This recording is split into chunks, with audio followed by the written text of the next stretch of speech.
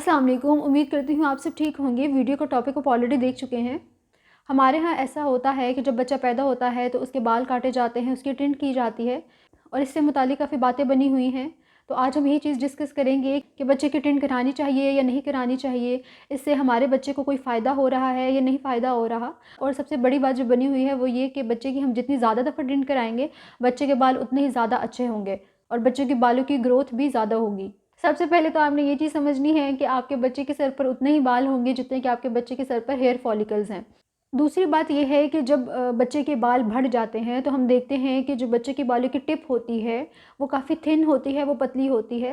और जो बच्चों के सर के ऊपर बाल होते हैं उनकी बेस काफ़ी मोटी होती है। इसलिए जब हम अपने बच्चे का हेड शेव कर देते हैं, टिंट कर देते हैं, तो हमें ऐसा लगता है कि अब बच्चे की बालों की ग्रोथ ज़्यादा हो गई है, क्योंकि बच्चे के सर के ऊपर जो बालों की बेस होती है वो हमें बड़ा विजिबली नज़र आना शुरू हो जाती है, जिसकी वजह से हमें लगता है कि बच्चे की बालों की ग्रोथ बढ़ गई है। इसलिए हम इस चीज़ पर यकीन करते हैं कि जब बच्चों के बाल हम ज़्यादा दफ़ा कटवाते हैं या टिंट ज़्यादा दफ़ा करवाते हैं तो इससे हमारे बच्चों की बालों की ग्रोथ ज़्यादा होती है। हालाँकि ऐसा कुछ भी नहीं होता।